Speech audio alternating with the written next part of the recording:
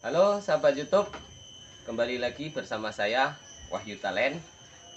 Kesempatan kali ini saya ingin membagikan kegiatan saya bagaimana cara memperbaiki lampu-lampu sepeda motor khususnya jenis Vario. Mungkin untuk sahabat-sahabat YouTube di luar sana memiliki kendala yang sama seperti motor ini. Dari kata si pemiliknya ini akinya baru, tapi di starter dia tidak kuat seperti ini. Nah, kadang kuat, kadang tidak seperti ini. Nah, lemah. Jadi cuman bunyi tet seperti itu. Nah, kadang dia mau di starter, mau kadang tidak.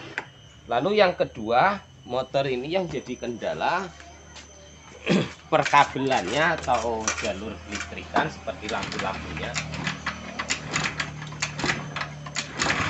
Itu agak susah, nunggu beberapa kali call baru hidup normal. Jadi di sini kendala lain, motor ini kalau kita gas kadang lampu ini tahu-tahu terang sendiri, bolam lampu langsung putus. Nah, ini saya gas pelan-pelan. Nah, ini nampak dia akan memutih. Biasanya kalau memutih seperti itu kita gas tidak lama langsung putus. Jadi di sini saya tidak langsung menganalisa. Biasanya mungkin sudah ada juga sahabat-sahabat YouTube kita di luar sana yang sudah senior, dengan melihat seperti ini langsung divonis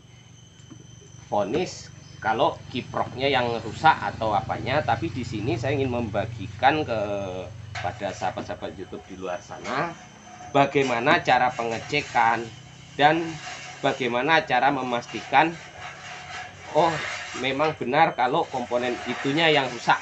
Jadi saya tidak langsung main analisa, langsung menebak, oh ininya rusak, oh itunya rusak, tapi saya ingin membagikan bagaimana cara pengecekannya. Oke, langsung saja kita kerjakan.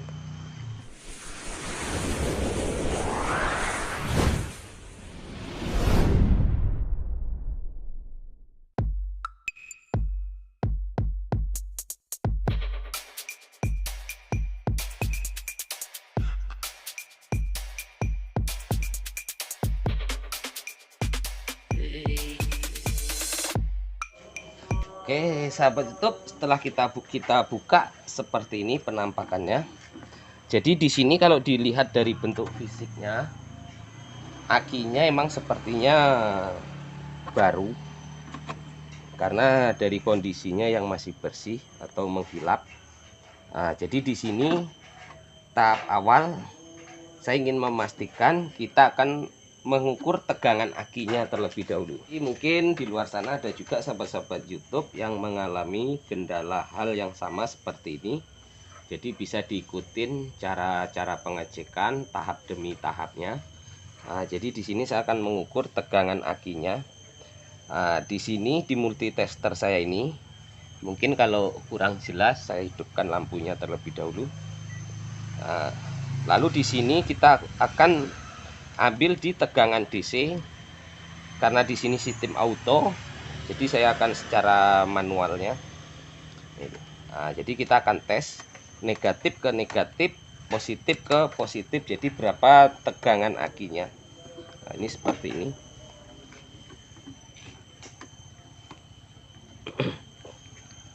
Lalu kita ambil ke setelan manualnya seperti ini. Nah, di sini tegangan akinya 12,70 sampai 69 volt. Seharusnya ini normal, bisa untuk menyetater sepeda motor. Tapi apa yang menjadi kendala, kita akan sama-sama belajar untuk mengecek yang menjadi kendala. Jadi saat kita starter, ini kunci kontak posisi off. Lalu kita on kan saat kontak kita on kan. Jadi berapakah setrum yang terbaca setelah kunci kontak di on kan? Nah, 12,57 volt. Lalu kita akan tes, kita akan hidupkan starter, kita tekan rem. Saat kita tekan rem, di sini tegangan aki turunnya jauh. Jadi 9, sekitar 10 sampai 11 volt. Nah, sekarang ini saat dia normal mau kita starter. Kadang dia mau, kadang tidak. Dan juga di sini saat mesin hidup, tegangan aki tetap di 12 volt. Nah, ini posisi RPM tinggi, tegangan aki 16, sekian volt. Berarti kesimpulannya, sepeda motor ini overcharging atau kelebihan pengisian. Nah, jadi untuk mengatasi hal seperti itu utama bisa diambil kesimpulan memang kiproknya yang sudah lemah.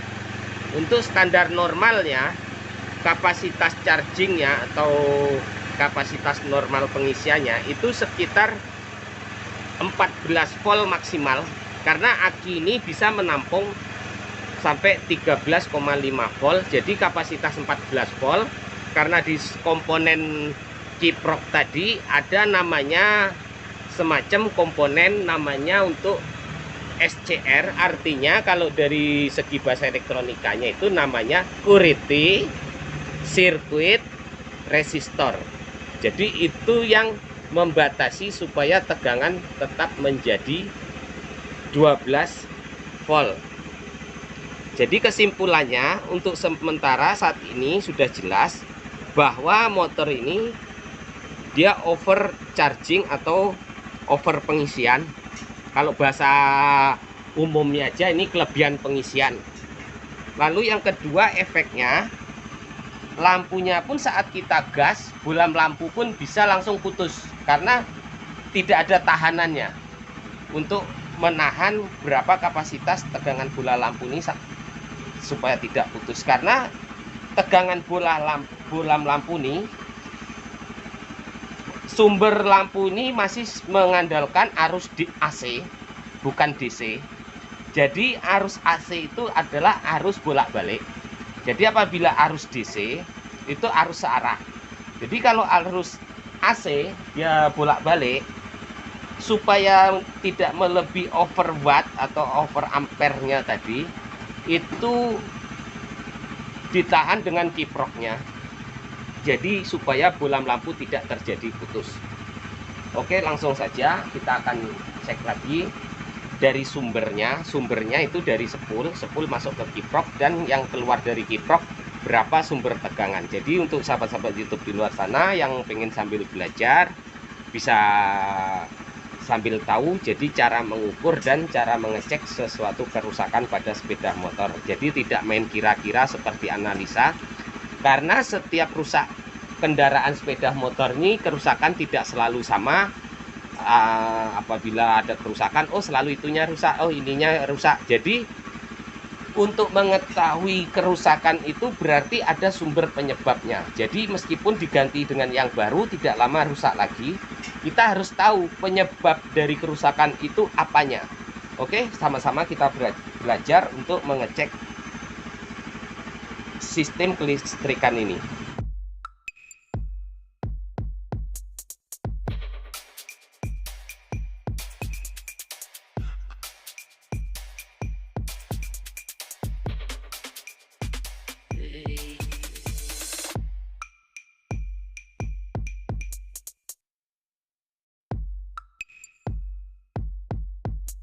Oke, sahabat YouTube, setelah kita buka seperti ini, jadi di sini kita pastikan lagi seperti ini. Nah, ini yang dibilang kiprok. Jadi di sini nampaknya ini kiproknya ini sepertinya kiprok baru, tapi kalau dilihat secara bentuk fisik ini kiproknya tidak asli. Jadi sebelum kita tes dengan kiprok yang lain terlebih dahulu, kita akan memastikan berapa kapasitas tegangan yang keluar dari spoolnya. Jadi kalau mengukur tegangan yang keluar dari spool ini, itu kita ukur dengan skala AC-nya, tidak dengan skala DC.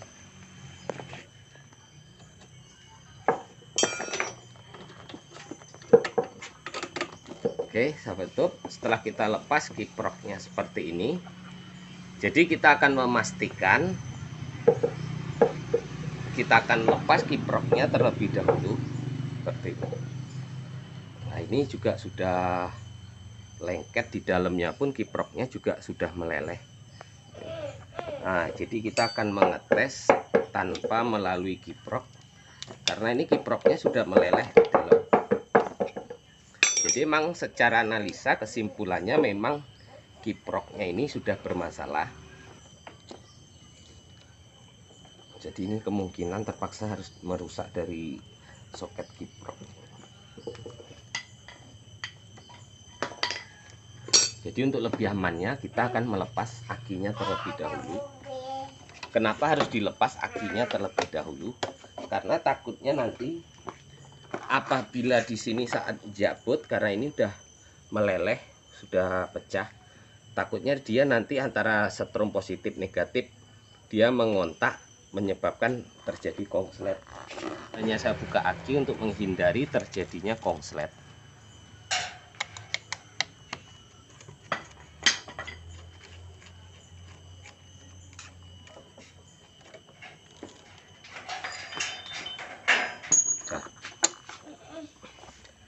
Oke, sahabat-sahabat YouTube, jadi setelah aki kita lepas, jadi di sini saya sedikit membagikan secara penjelasan. Kalau untuk jenis motor vario seperti ini sistem kerja kelistrikannya untuk mesin motor hidup, dia menggunakan arus DC.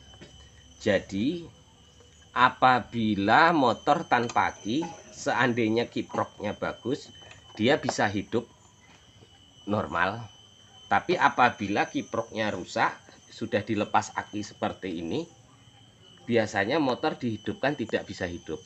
Karena sumber suplai tegangan setrumnya tadi, dia menggunakan tegangan 12 volt. Jadi kalau tanpa aki yang menyuplai tegangan 12 volt, sumbernya dari kiprok. Karena kiprok di sini ada 4 kabel. Jadi mungkin sahabat-sahabat YouTube masih bingung yang pemula bagaimana cara membaca warna kabel di kiprok nih. Nah, jadi di sini seperti ini. Untuk yang warna merah ini sumber untuk tegangan ke aki atau menyuplai pengisian ke aki. Jadi untuk yang warna putih ini setrum yang keluar dari spool. Kalau diukur menggunakan multitester, supaya sahabat-sahabat YouTube yang tidak mengerti cara menggunakan multitester, jadi yang warna putih ini kita mengukurnya menggunakan setelan di skala AC, belum menjadi DC. Jadi apabila ini sudah masuk ke rangkaian kiprok, baru yang keluar sudah menjadi tegangan DC. Nah, lalu yang di sini warna kuning, ini kabel warna kuning nih. Kabel warna kuning nih itu dari spool, keluarannya juga sama, tegangannya masih tegangan AC. AC itu adalah arus listrik bolak-balik, sedangkan DC arus listrik searah. Nah, lalu yang kabel kuning yang dari spool tadi, itu tegangannya kalau diukur masih skala tegangan AC, kalau menggunakan multitester. Jadi supaya saya kasih gambaran, supaya sahabat-sahabat YouTube yang pemula bingung cara pengecekan menggunakan multitester, supaya alat multitesternya tidak rusak, jadi supaya bisa dipahami terlebih dahulu bagaimana sistem cara kerja sistem kabel kelistrikan sepeda motor ini. Nah, lalu di sini yang untuk warna hijau ini, untuk yang warna hijau ini namanya ground atau dibilang kabel massa ke aki atau ke massa bodi itu. Nah, jadi kabel untuk jalur lampunya ini, karena meskipun ini satu soket, ini arusnya semua tidak DC. Jadi yang lampu ini yang keluar dari spool, sumber tegangan ibaratnya itu masih lost watt. Saat langsam atau saat motor slow, RPM rendah, tegangannya akan rendah. Tapi di saat RPM tinggi atau slownya tinggi atau langsamnya tinggi, saat kita gas di kisaran antara 9 sampai 10.000 RPM, di sini ada komponen yang menahan arus AC ini supaya tidak over. Jadi apabila arus AC tadi over, itu yang menyebabkan seperti jalur bohlam lampunya sering putus, sahabat YouTube. Jadi seperti itu tadi penjelasannya. Jadi kenapa kalau ini arus AC tidak menjadi DC, bohlam lampunya tidak putus? Karena di dalam kiprok ini tadi itu ada namanya hambatan. Hambatan itu istilahnya komponen yang menahan arus saat loss watt, tapi supaya dia keluar dengan tetap atau berapa kapasitas yang wajib dikeluarkan. Contoh misalkan simpelnya saja seperti ini. Sepeda motor seperti ini, apapun tuh jenisnya, biasanya standar bohlam lampunya, apalagi bohlam lampu sistem manual, tidak bohlam lampu DC, itu tuh biasanya mengkonsumsi arus kapasitas sebanyak 70 watt. Jadi 70 watt itu kalau dibagikan ampere itu ketemunya berapa ampere. Jadi itu yang menentukan kenapa aki ini menggunakan sekian ampere, sekian ampere. Itu. Kenapa harus 70 watt? Jadi kalau dikali-kali seperti ini. Ini sedikit membagikan, mungkin untuk sahabat-sahabat yang pemula bisa lebih dimaknai kira-kira masuk secara logika atau tidak. Karena seperti ini, untuk jenis motor yang memiliki dua bohlam lampu, itu kalau standar dari pabrikan, itu bohlam lampunya, ini saya contohkan dengan yang nampak seperti ini. Nah, di sini ada bohlam lampu, apapun itu jenis motornya, memiliki dua lampu seperti ini, dua bohlam lampu seperti ini, itu biasanya menggunakan satu bohlam lampu itu standarnya 18 watt. Itu. Jadi 18 watt kalau kali 2 itu biasanya 18 kali 2 itu sudah 36 watt. Ditambah lagi dengan bohlam-bohlam lampu senja seperti ini 2 buah. Misalkan bohlam lampu senja ini menggunakan 5 watt atau 10 watt. Belum lagi dia menggunakan lampu di speedometer yang menggunakan antara 5 watt sampai 10 watt. Jadi untuk sahabat-sahabat itu di luar sana supaya lebih paham tentang kelistrikan sepeda motor, jadi simak terus bagaimana cara saya menjelaskan. Jadi untuk standarnya kelistrikan lampu sepeda motor ini biasanya itu menggunakan 70 watt, maksimalnya sampai 75. Karena lebih dari itu arus yang dikeluarkan itu nanti menyebabkan bohlam lampu sering putus karena over kapasitas. Lalu ada juga yang sering saya lihat, orang kadang motor seperti ini, yang bohlam lampu 2 putus 1, ditukar 1, tapi nggak diperhatikan berapa wattnya antara salah satu, nggak sama. Itu nanti mempengaruhi ke cahayanya. Mungkin cahayanya sebelah lebih terang dan sebelah akan lebih redup. Karena wattnya tadi tidak sama. Gitu. Tapi apabila motor menggunakan satu bohlam lampu seperti ini, itu biasanya itu dia pakai standarnya satu bohlam lampu itu 35 watt. Bahkan ada juga yang menggunakan bohlam lampu 25 watt. Tapi umumnya kalau untuk motor-motor standar pabrikan, itu biasanya menggunakan bohlam lampu ini standarnya untuk jenis motor 2 bohlam lampu itu menggunakan standarnya bohlam lampunya dengan ukuran kapasitas 18 watt. Lalu kalau untuk motor yang menggunakan satu lampu atau single lampu itu menggunakan 35 watt. Jadi di sini akan kita lihat sama-sama. Gitu. Sedangkan bohlam lampu ini masih asli atau tidak supaya kita tahu dan berapa kapasitas wattnya. Nah, ternyata di sini untuk bohlam lampu ini menggunakan 12 volt 25 watt per 25 watt. Jadi maksudnya artinya 12 volt 25 watt per 25 watt ini artinya 12 volt karena tegangan bohlam lampu yang menentukan 12 volt itu kumparan dari sepul, gulungan dari sepulnya karena digulung standarnya untuk 12 volt. Itu. Jadi kalau misalkan 25 watt tinggal dibagikan dengan bagi ampere. Gitu. Jadi di sini ibaratnya ini motor bolamnya kebesaran. Nah, kenapa kita ngambil kesimpulan seperti itu?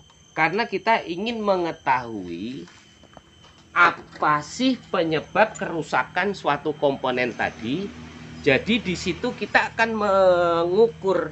Jadi tidak sekedar menganalisa seperti tadi, motor ini overcharging. Sudah tuh kalau digas kencang, bolam lampunya putus seperti ini. Pasti mungkin sahabat-sahabat YouTube di luar sana atau sahabat-sahabat bengkel, dia karena sudah berpengalaman dari yang sudah-sudah, asallah sudah seperti itu, sudah pasti yang rusak kiproknya. Itu analisanya. Setelah ditukar dengan kiprok baru, mungkin dipakai sehari, 2 hari, 3 hari, paling lama kok seminggu, kiprok baru tadi pasti rusak lagi. Jadi di sini saya membagikan apa sih penyebabnya suatu komponen terjadi rusak lagi. Berarti kesimpulannya seperti ini tadi yang saya bagikan cara pengecekannya. Utama ini bola lampu melebihi kapasitas. Karena standarnya yang diwajibkan dipakai 18 watt. Ini yang dipakai 25 watt. Berarti kalau dipakai 25 watt tinggal kita kalikan. 25 kali 2 sudah 50 watt. 50 watt dikali bolam lampu senjanya ini 5 watt, ini 5 watt. Berarti kapasitasnya sudah 10 watt. Lagi bolam speedometer itu biasanya untuk jenis motor. Kalau untuk matic biasanya, kalau untuk bolam speedometer itu sudah ngikutin sistem DC, jadi tidak ngikutin dari jalur lampu. Karena dia ngikutin sistem DC, jadi itu tidak ada, kecuali motor-motor manual yang masih lama seperti jenis motor-motor Supra lama atau jenis-jenis Vega lama, Jupiter lama, itu masih ada pembagian arus dari kiprok tadi itu ke speedometer. Tapi di sini karena vario, karena tadi di total setrumnya sekitar 60 watt, ditambah lagi dengan lampu stop. Karena jenis motor vario ini lampu stopnya dia menggunakan 2 bolam lampu. Jadi dengan 2 bolam lampu tadi dikalikan lagi 5 watt. 5 watt kali 2 berarti 10 watt. Jadi totalnya bolam lampu keseluruhan di sepeda motor ini 70 watt. Itulah standarnya dari pabrikan. Jadi mungkin supaya tidak salah, sahabat-sahabat YouTube di luar sana yang mengalami kendala hal seperti ini bisa menjadi pengalaman baru. Mungkin ada juga sahabat-sahabat YouTube kita di luar sana yang lebih senior, mungkin dari segi penjelasan bisa lebih dipahami. Karena setiap orang berbeda-beda, karena saya suka membagikan dengan penjelasan. Karena setiap orang ini memiliki karakter berbeda-beda. Ada tipe seseorang yang suka mendengar, ada tipe seseorang melihat, ada tipe seseorang suka membaca. Dari segi tipe-tipe yang saya jelaskan tadi, mungkin salah satunya yang mudah dipahami oleh seseorang tadi. Oke? Sahabat YouTube, jadi itu saja sementara yang bisa saya bagikan, saya jelaskan. Apabila penjelasan saya masih kurang bisa dipahami, kedepannya akan saya bikin tutorial khusus membahas tentang kelistrikan sepeda motor. Oke, jadi itu saja penjelasan saya tadi untuk dari segi penjelasan. Lalu setelah itu kita akan mencari kiprok penggantinya. Nanti kita akan ganti kiproknya. Jadi di sini sudah saya jelaskan apa penyebab dari kerusakan kiproknya, sudah saya bagikan. Sekarang tinggal tahap penggantian kiprok dan bagaimana hasilnya. Nanti juga akan saya bagikan videonya. Oke, semoga video saya bisa bermanfaat. Apabila suka dengan video saya, jangan lupa like, comment, share, and subscribe-nya. Ini sudah hangus. Sini pun juga sudah hangus.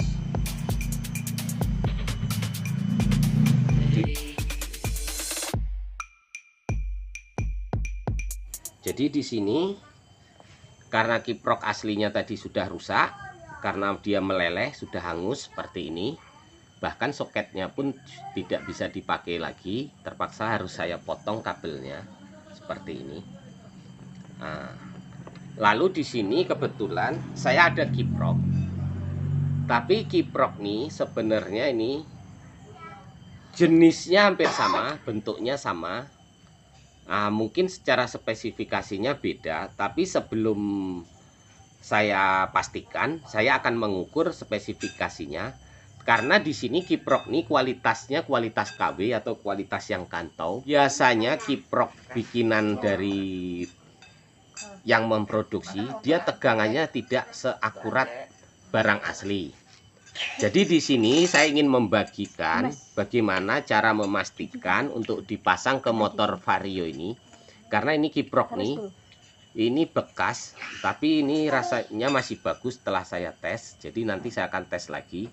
Cuman nanti yang membedakan itu adalah jalur kabelnya.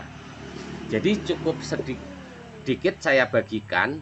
Mungkin kedepannya akan saya bagikan tutorial tentang perkabelan sepeda motor. Jadi di sini saya ingin membagikan bedanya soket kiprok Supra dengan soket kiprok Honda.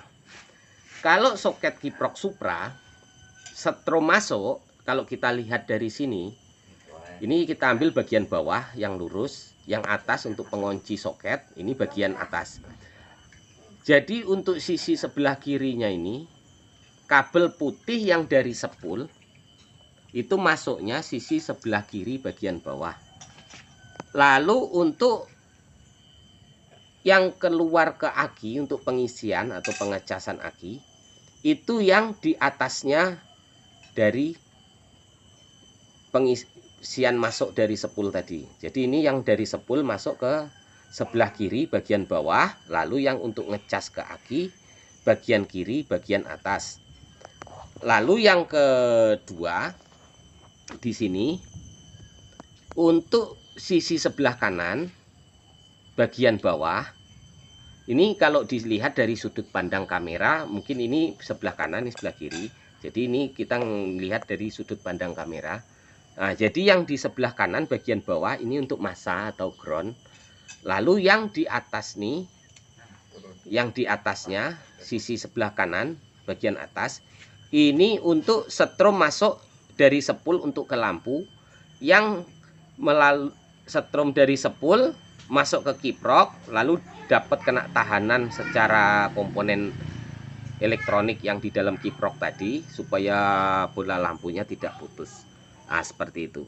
Jadi langsung saja cara saya memastikan seperti ini. Kebetulan di sini ada soket bekas, entah ini bekas apa.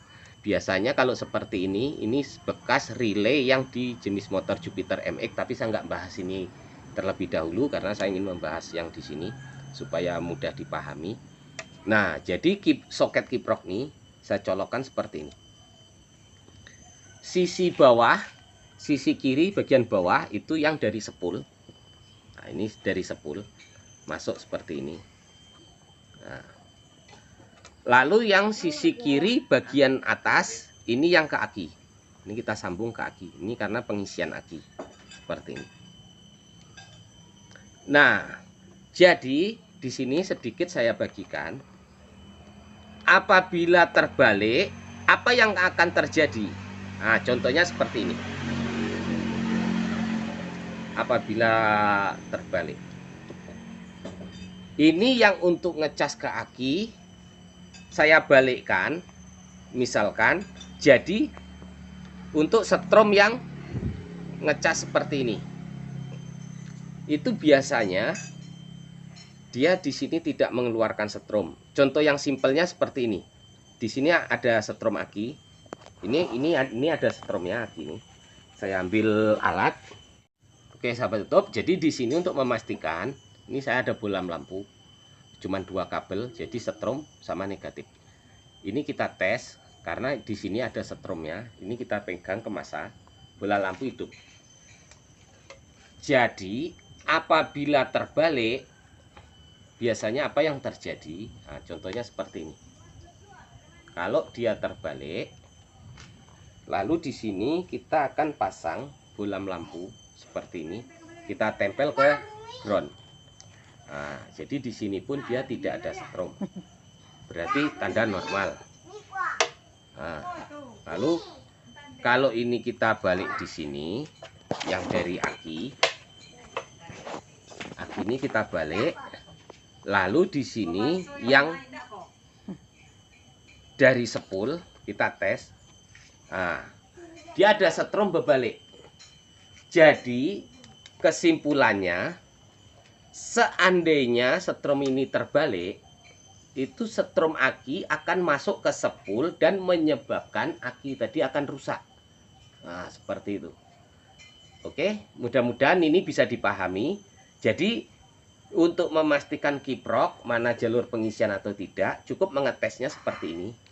Nah, jadi ini yang sisi bagian kiri bawah itu setrum yang dari sepul. Nah, seperti ini. Setrum yang dari sepul. Jadi gunanya apa? Gunanya setrum yang dari aki ini tidak berbalik ke sepul. Contohnya, nah sekarang saya tes lagi. Ini yang dari aki, yang kabel warna biru ini, karena kebetulan soketnya ini kabelnya berbeda-beda warna. Nah, lalu di sini saya tes dengan bolam lampu seperti ini. Nah, dia tidak hidup karena di dalam ini ada tahanan namanya dioda untuk mensearah arus AC menjadi DC. Itu gunanya kiprok nih.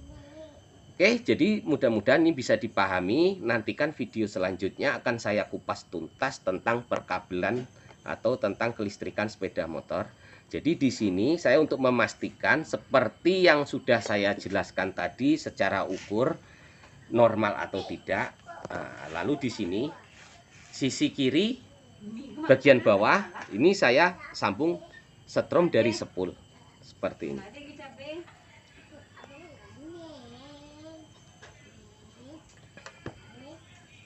Lalu untuk sisi kiri bagian atas ini karena untuk penyuplai ke pengecas aki, kita sambung ke positif aki.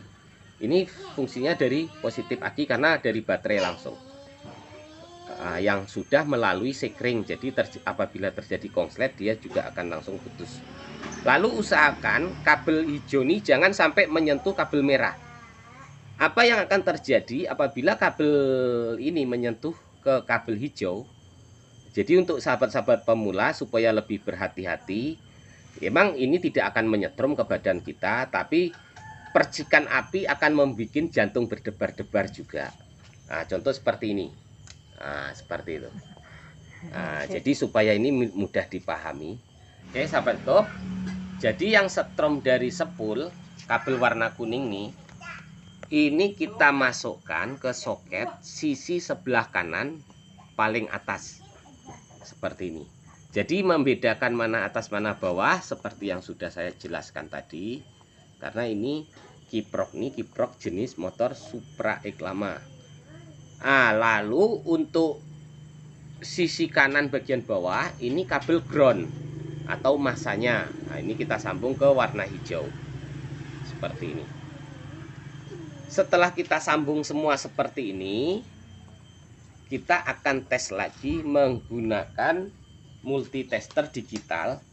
Tapi di sini jangan disetel di skala miliohm, tapi di sini akan saya setel di skala yang ampernya agak besar. Jadi di sini saya ambil setelan secara manual di DC-nya terlebih dahulu. Karena kenapa? Mungkin sahabat-sahabat YouTube yang tidak tahu cara menggunakan volt digital volt seperti ini, apabila terbalik mana mengukur tegangan AC atau mana mengukur tegangan DC, akan menyebabkan kerusakan pada multitester.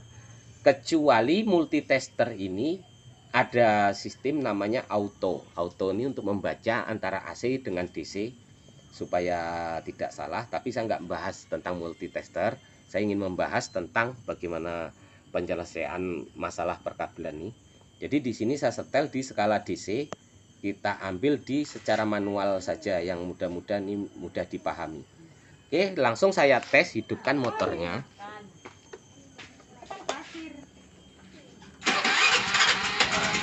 pun kita nyetater, motor pun langsung normal. Lalu di sini saya akan tes berapa kapasitas pengisian akinya. Kalau di sebelumnya yang menggunakan kiprok lama, diukur tegangan akinya atau kapasitas kiproknya, dia overcharging. Jadi sekarang sudah normal atau belum, karena batas normalnya di bawah tegangan 14 volt. Lalu untuk kabel yang hitam nih saya letak di negatif. Lalu yang di sini kita ambil ke positif yang untuk menyuplai ke aki. Langsung kita akan ukur tegangannya. Nah, ternyata di sini dengan RPM rendah, RPM standar atau 1000 RPM, mungkin 1300, dia 12 volt. Sekarang 13 volt, berarti itu menandakan pengisian normal.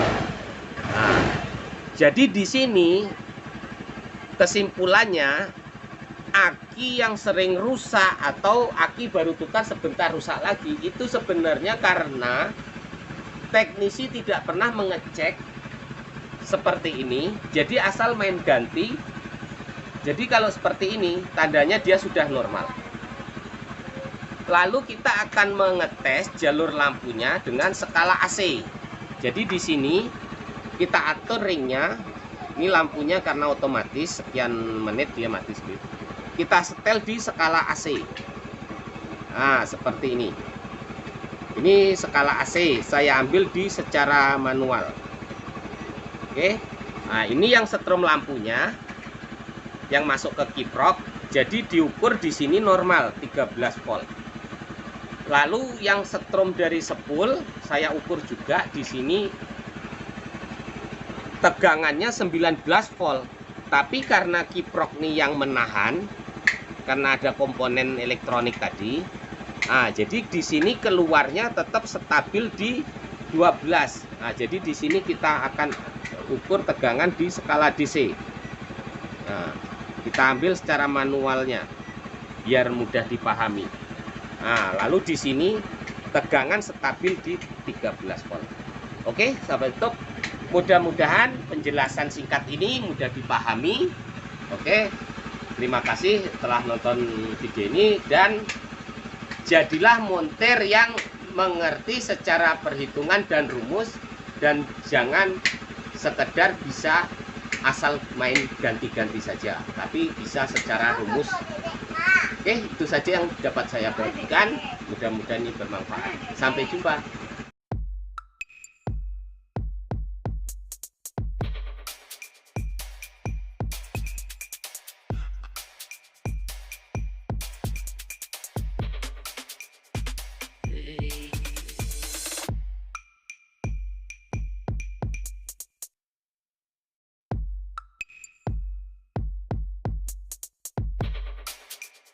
Setelah kita sambung kabelnya seperti ini, langsung kita bungkus, kita solasi, kita akan pasang, langsung kita akan tes gimana hasilnya.